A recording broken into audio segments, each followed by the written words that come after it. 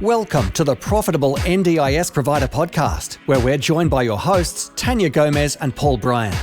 In each episode, we'll be sharing valuable insights and tips to help you turn your NDIS business into a profitable venture.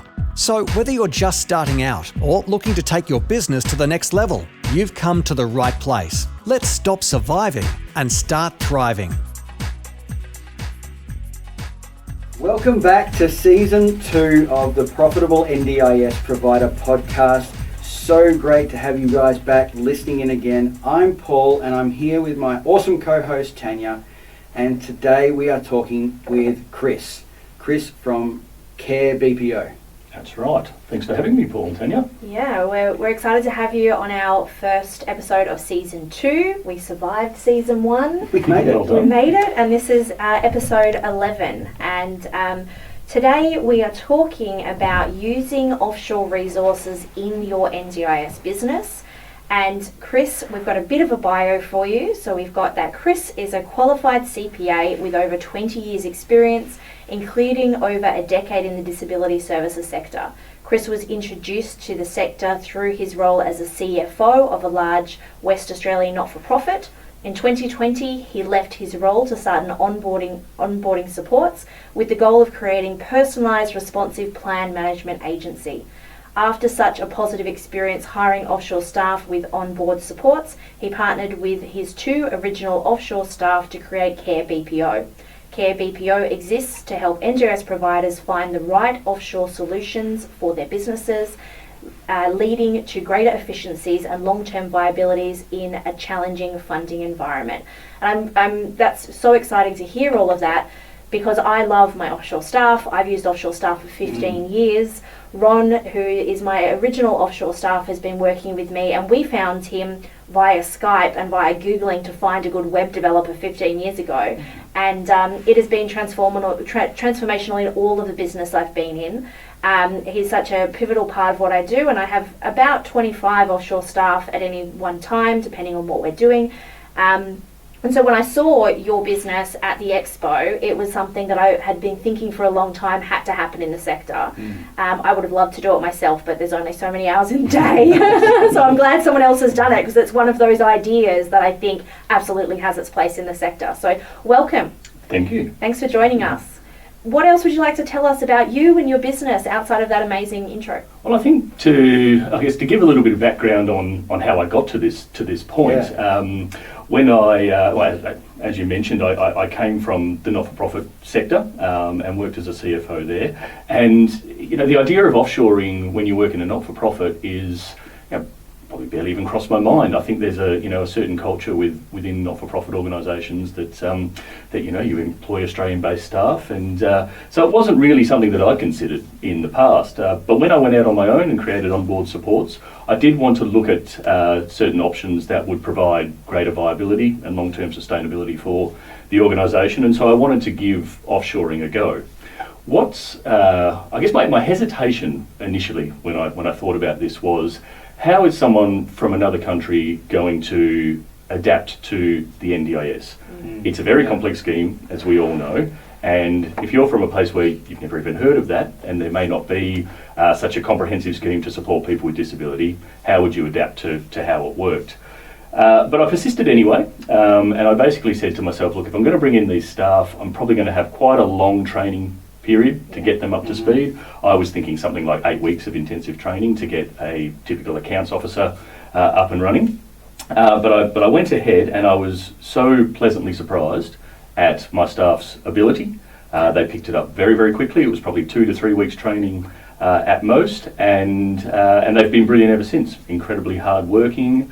They show up every day. They've stuck around. I haven't lost any staff to date, so I've had nothing but a positive experience with my offshore team. And so I guess I had a little bit of a light bulb moment, maybe 6 months in, that this is something that is so important in the NDIS space.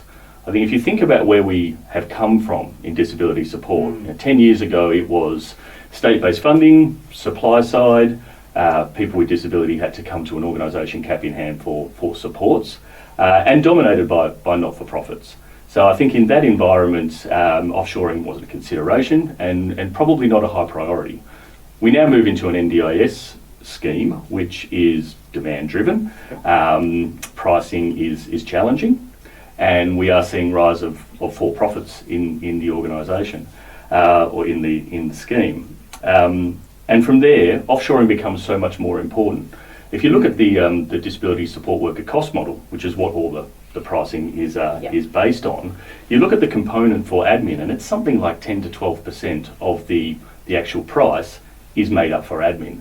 Now, if you do the calculations on that, if you're a small to mid-sized organisation that's turning over maybe $500,000 to $1 million a year, that's $50,000 to $100,000 to cover your entire admin budget. Yeah. Yes. And that's from the CEO down. That's incredibly challenging. So you need to find cost savings where you can, and offshoring is a perfect way to do it.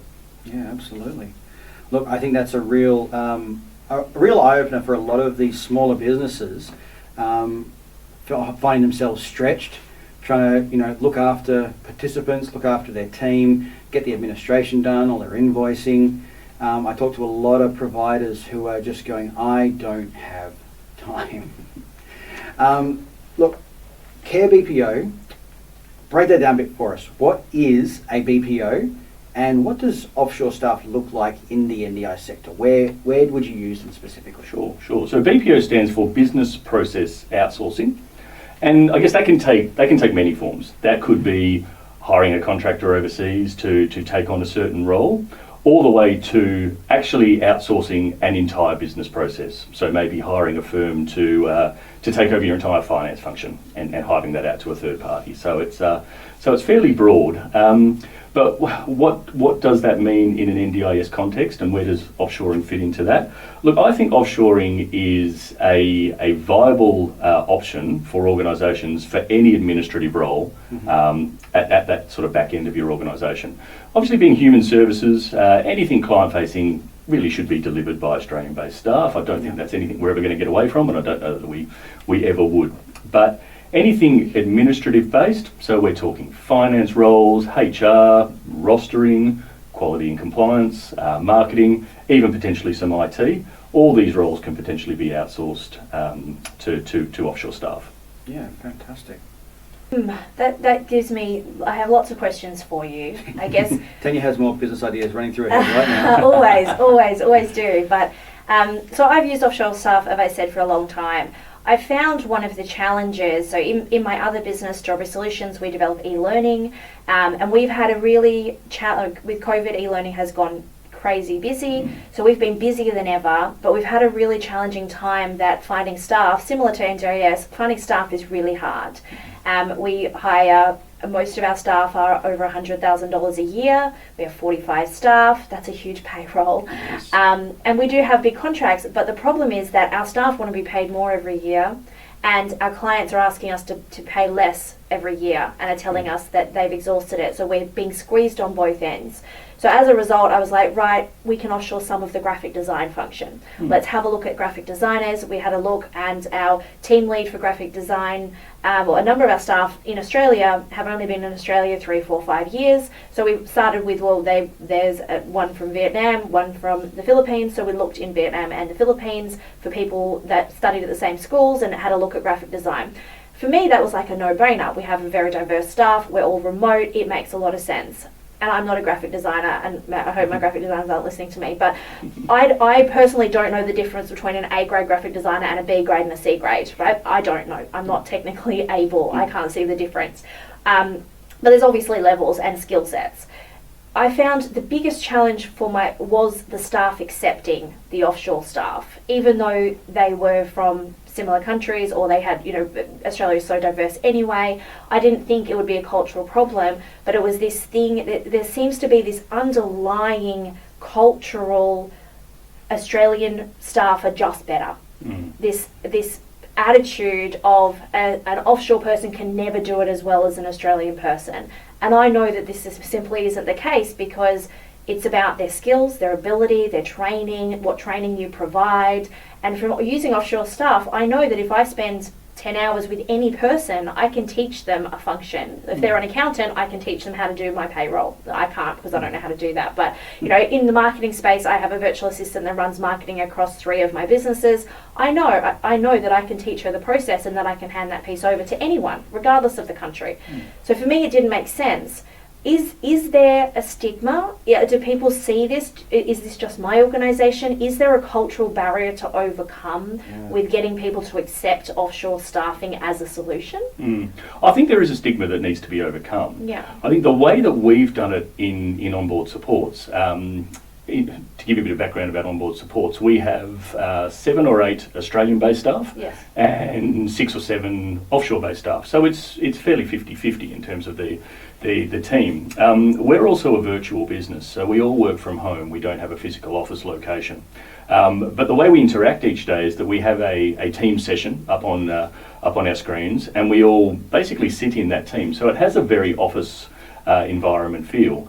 And the way we've overcome that stigma, because there was some hesitancy at first, I think from my Australian staff, really just because it was an unknown. It's not something that they'd done before, but they were certainly open to it. And the fact that the team is fully integrated and we all interact each day, and if someone has a question, they ask and the group hears, and we're all interacting on that team chat every day, it has become very normalised. And it became very normalised very, very quickly. And I think that's a really good way of doing offshoring. I think if you create an offshoring team that sits off, in their area, and you sort of just email them stuff and you never speak to them, you do get a bit of an us versus them mentality, and it becomes very siloed. So I think a really key thing when you're offshoring is to integrate them into the team and have them there communicating with them every day, and they become as familiar as the person next door. Yeah. I find in my other business, they are completely integrated. They're completely integrated, and it doesn't matter where people are. I often forget that. Like the other day, I sent an email to the marketing team. I was like, "Who wants to go to this event?" And they're like, "You want us to fly from the Philippines to Melbourne?" I was like, "Oh, right, forgot." Like, sorry, guys, forgot about that. Maybe one day. Okay, that makes a lot of sense. The next question I had for you was, why would a provider go through a BPO as opposed to finding a offshore person themselves directly? Great question. Yeah, I think there's a few reasons, and there are websites that have popped up where you can go and hire contractors in another country relatively simply. In terms of why you go through a BPO, I think one key reason is that we have an entity set up in the Philippines where we actually employ our staff. So very similar to Australia, if you're a full-time employee or a part-time employee as opposed to a contractor, there's benefits that you receive, annual leave, personal leave, and the like. And so there's a lot more stability in being an employee versus being a contractor. We employ all of the staff that we then ultimately contract out to our clients. So they have that stability of being an employee, and that helps with staff retention. People feel much more comfortable in their role and stick around much longer. I think the other reason, specifically to Care BPO, is that myself and my business partners, we operate in the NDIS space every day. We know it inside out. Yeah. So we can keep that context in mind when hiring. But not only that, we can also provide some basic training for staff once they're appointed, so they can actually hit the ground running from day one, rather than being completely new to the concept of the NDIS. Yeah, right. I love that idea because it just makes it so much more, stable. A lot of people have come from that really stock standard. We all go to the office Monday to Friday. We see our co-workers and then we leave. And even as people have come up through support worker ranks and that sort of thing, have still had like that localized team. But I guess, through the advent of, everybody becoming so used to Zoom, just starting to think outside of that box and realizing that your team can really be anywhere. But I love my virtual assistant Jade. She's in the Philippines. It's the same time zone. And she's really committed to what we're doing, and she's been integrated right into even my Facebook groups, and she now interacts as part of it. So I love how that's all come together. Look, providers are definitely under the pump on, we talk about being a profitable provider. There's, profit margins. You need to know what you're making on top of the cost of your support worker, and then there's your administration costs, and then there's subscriptions and fees and everything else coming out. Look, what are the average costs per hour, for instance, for an offshore resource? And what does that look like over the year for somebody to come into your business and operate in that space? Sure. So, it varies a little bit between role, as it would regardless, but typically you're looking at, in terms of full cost, including, fees to employ these staff, anywhere between sort of $12 and $16 per hour. Mm-hmm. And so what that translates to as an annual out-of-pocket cost to your organisation can be anything from, say, $20,000 to $30,000 a year. And so if you're comparing that to a typical Australian role, which might be, anything from 65 up to, say, even 95,000 a year, it's basically 1/3 of the cost. Yeah. So yes, fairly significant savings for each FTE. And then you've got the additional benefits as well from a cost point of view without payroll tax. That's right. You're not paying superannuation at 11.5%. You're not paying for a head count for your insurances, your workers' comp insurances. So there is quite a lot of additional financial benefits as well outside of just the dollar for dollar matching process there as well. Absolutely. And simplicity as well. You don't need to go through that payroll process. You simply just get an invoice once a month for the costs, and away you go. Amazing. Brilliant. What kind of, so I'm an auditor, NDIS auditor, so I go to risks. What needs to be considered from a data protection perspective and to ensure compliance, things around data breaches? That's something that I've heard other auditors ask when I'm in an audit, and an auditor will say talk about data protection, especially with all of the hacks that have been happening. It's a focus of auditors at the moment, and they ask people who say they have an offshore staff. Even if it's an administrative function, they ask them, well, how do you make sure that there's not going to be any data breaches? What kind of things can you do to minimise those types of risks from a data protection perspective, or any of the other risks that having someone in another country might pose? Sure.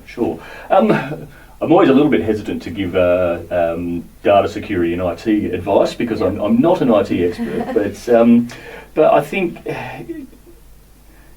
it's obviously a very important area that you need to get right, and I think you need to ask an IT professional, if you're considering hiring offshore staff, what they need to consider from that perspective. And certainly anything that you would put in place for your Australian-based staff is important. So two-factor authentication, training on recognising phishing scams and the like, because offshore staff are more likely or less likely to potentially fall prey to something along those lines. For those who want, an extra peace of mind, we do offer a data security solution where offshore staff actually work out of virtual servers based in Australia. So they'll log into an environment based on a server here in Australia. They immediately access all of their applications relevant to their role. It's all single sign-on, so they don't need to know their passwords, and they can access all their information in there, do all their work. No upload or download, so no malicious viruses can be uploaded, and data sets can't be downloaded. So that provides some extra peace of mind for organisations if they're worried about data security. That's great. And another question that kind of comes on the back of that is, do they work hourly or are they full-time employees? So do they track their time using a system like that against the projects and get paid for the hours completed? Or do you hire them as a full-time staff to be a full-time or a part-time resource, or does it really depend on the role and the company? It depends on the role, and we do have flexibility around how we can do that.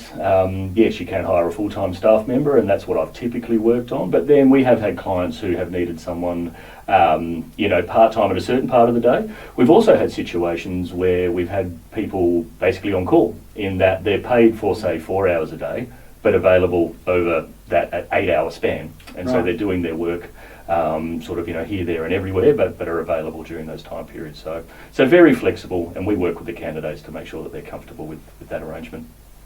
Brilliant. Look, I've actually referred a couple of my clients to you now already because I love what's going on. They were definitely in the place where they needed that extra pair of hands to make their business run really smooth, help with compliance, help with making sure that everything in the background is happening so they can provide good supports, which is what they're fantastic at. I'd love to hear a success story where you've had someone just go, wow, this is just flipping amazing. Sure.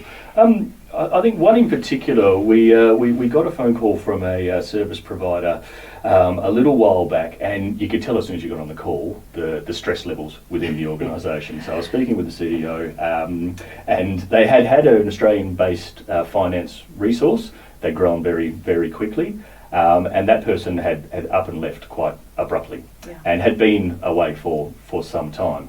And so there wasn't really anyone to pick up the slack of claiming, payroll, and they were just sort of managing as best they could. And you could see the stress because people have to get paid. That's obviously the top priority in any organisation. But also claiming funds from NDIS is what actually maintains your cash flow, and I think there was some real worry about long-term viability just simply because they couldn't get the work done. So we went to a hire process basically straight away. We got some really good candidates within a couple of days. Presented them to the client. They were really happy with them, and then myself and my business partner, who obviously both work in the NDIS and know Proda and claiming inside out, we actually handheld that staff member who was very experienced in accounting and had worked in Australian organisations but didn't know NDIS. We worked with them for the first 3 or 4 weeks to get them across the complexities of Proda and the portal, got them up to speed, and now that person is ticking along really nicely. And talking to the CEO only a few days ago, you can see the stresses really starting to disappear. So we're really happy with the way that all worked. What is the process when someone starts working with you? How do you go from, how do you identify the role? How do you decide on the skill sets? How do you then recruit for that? How involved is the NDIS provider in that process, and how long does that process generally take? Sure. So initially we ask for a job description from the provider themselves or the client, and that gives us a really good understanding of what they're trying to fill. From there we design a job ad so that I guess best translates from what an Australian-based company wants into what a Philippines-based candidate is looking for in a role. We generally do a 2-week advertising period, so it can take up to 2 weeks to find the right staff member. Though we do find, because we're recruiting simultaneously across roles, we do have a recruitment pool or a candidate pool that we can draw from. So it can take a little bit less. Myself and my staff, we shortlist and interview beforehand, and then present a short list of candidates to the provider, and then allow them to interview there. So that's typically the way it's gone. We've handled that back end process. But if a provider wants to be more involved in the recruitment process, they certainly can be. But generally, they rely on our experience to sort of get the right people and then screen them at the back end. And is it generally a new recruitment cycle every time you have a new client, or are there resources? So if someone needs a bookkeeper, for example, and they might only do payroll once a month, and they just need someone 3 days or 5 days in that month to do the payroll, do you share resources across providers, or are they an individual assigned to an individual client? Up until this point, we've only done individual placements, but I think there is a real potential for that, and we'd be more than open to doing it, because it's, you're exactly right, that people are going to need people sporadically here and there, so a job sharing role could work really well, so certainly open to doing that. So I've noticed with staffs in the Philippines that I've worked with that they love the Australian time zone, because a lot of them work in the American time zone, and they really want set hours, and they would like to be full-time, if not a little bit more than full-time. And so I'm thinking that potentially if you had a bookkeeper who was like my bookkeeper is in the Philippines, he does work for us a week on and a week off. He works on payroll week, he doesn't work the other week, and I think he works for another business in between. He's available if we need him in between, but I think it's his preference that he does a full week on, a full week off, and obviously that's been done individually because that's what worked best for him. But I'm thinking that someone like him would be underutilized. If he had another week free, he already knows the skills, he already knows how to deal with doing the 10 things that he does every day. I'm imagining in a plan management business, or in a, if they were doing rostering. One of my clients has 25 still houses, and their whole recruitment and HR and rosterings team is all in the Philippines. There's about maybe 15 of them. And I could imagine that someone that has a large skill set like that, if someone was underutilized, it would make sense to also support another NDIS provider, I guess, as long as you're managing the conflict and keeping the information secure between providers. Yes. Oh, absolutely. It's a great concept. And you do see that with a lot of staff in the Philippines, that they do take on multiple roles. So they're very, very hard-working culture, and yes, it's not infrequent that you see that. Yeah. Well, that was really great. I think that I learned lots today. What were your key takeaways, Paul? Look, for me, I love this process. As a business coach, I get to see, processes actually happen that have been probably left by the wayside by a lot of providers. I'm seeing that, they can manage the cost of having someone who is highly skilled in their business without completely stretching out all their profit margin.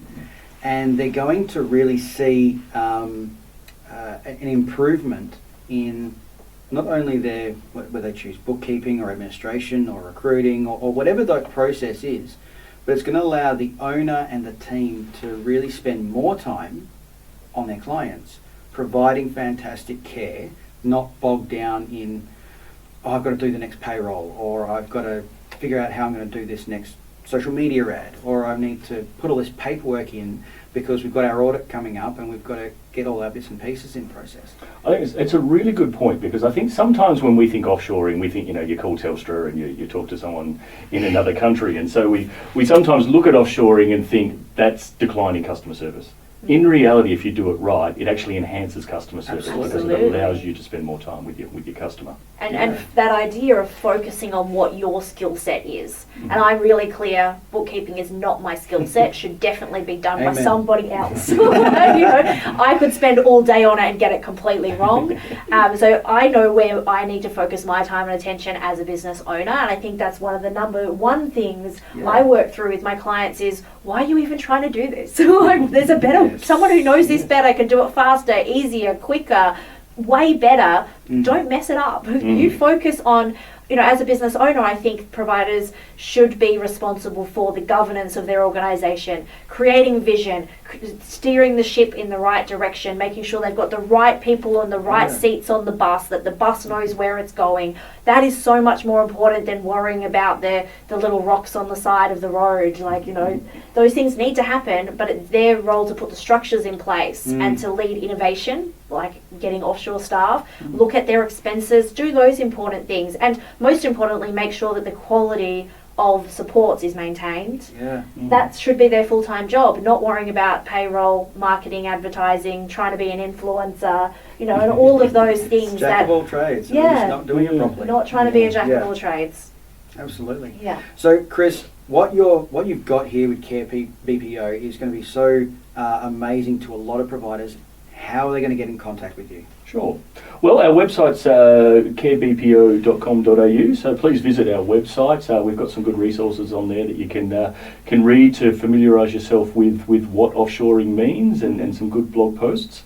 And book a consultation with me. I'm more than happy to have a conversation with anyone who might be interested, and we can go through your own unique situation and work out if we can find a good solution for you. Amazing. Fantastic.